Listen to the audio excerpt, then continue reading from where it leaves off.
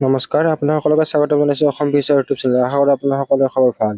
তো ডিএমইৰ ফালৰ পৰা নিট ইউজি MBBS আৰু BDS কৰ্চৰ কাৰণে এখন নতুন নটিচ আহিলে। তো ৰিচেণ্টলি ডিএমইৰ ফালৰ পৰা অসমৰ ষ্টেট কেটেগৰীৰ মেৰিট লিষ্ট প্ৰকাশ কৰিছিল। নটিচখন জাৰি কৰিছে government of Assam, office of the director of medical education 6 mile Khanapara Guwahati 22ৰ পৰা। তো first round of online counselling for admission into first year MBBS and BDS course in the government medical and dental college of Assam. তো আপোনালোকে নিশ্চয় জানে যে নিটৰ counselling বিলাক online হয়, ইয়াৰে অফলাইনৰ কাউন্সেলিং নহয়। অনলাইন ৰেজিষ্ট্ৰেশ্যনৰ তাৰিখ হৈছে 21 আগষ্টৰ পৰা 23 আগষ্টলৈকে। তো 11:55 টাইমলৈকে। তো ইয়াৰে ৰেজিষ্ট্ৰেশ্যনৰ ফৰ্মখন www.dme.assamgovernment.in তেওঁলোকে প্ৰকাশ কৰিব। তো ইয়াৰে ৰেজিষ্ট্ৰেশ্যনৰ পিছত অনলাইন ফিলিং অফ চইচ, তো চইচ ফিলিং আহিব। তো চইচ ফিলিং আপোনালোকৰ 24 আগষ্টৰ পৰা 26 আগষ্টলৈকে থাকিব। তো 10 বজালৈকে, ৰাতি 10 বজালৈকে।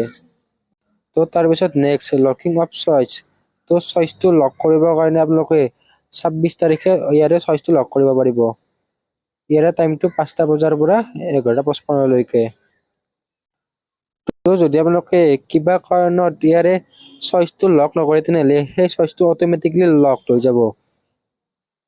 তো নেক্সট ইয়াৰে চিট এলটমেণ্টটো 28 আগষ্টৰ 28 আগষ্টত প্ৰচেছ হ'ব।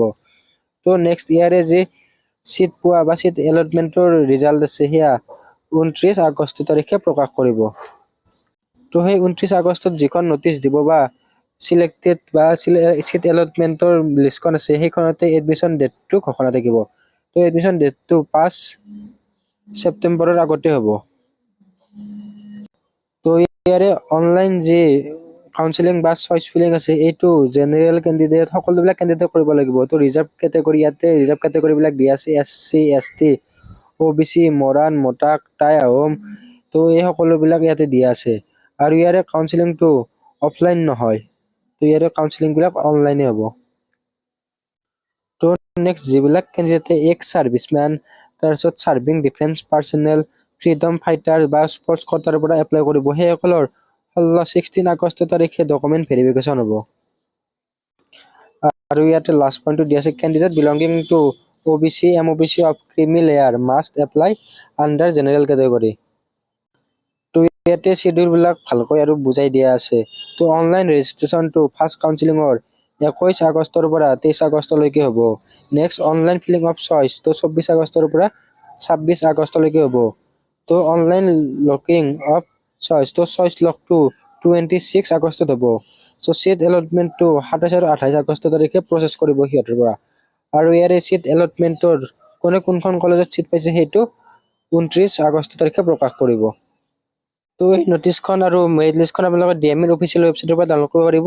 তো ইয়াতে এইখন নটিচখন হয়, তো ইয়াৰ পৰা ডাউনলোড কৰি ল'ব। আৰু অসমৰ ষ্টেট মেৰিট লিষ্টখন ইয়াতে আছে।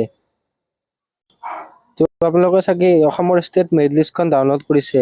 তো অসমৰ ষ্টেট মেৰিট লিষ্টখনত ইয়াতে ষ্টেট ৰেংক দিয়া আছে, তো ৰোল নম্বৰ আছে, কেণ্ডিডেট নেম আছে, ইয়াতে আপোনালোকৰ জেণ্ডাৰ আছে, কেটেগৰী কি কেটেগৰীৰ পৰা বিলং কৰে সেইটো আছে, তাৰপিছত নিটত কিমান স্ক'ৰ কৰিছে সেইটো আছে, পাৰ্চেণ্টাইল, তাৰপিছত নিটৰ ৰেংক।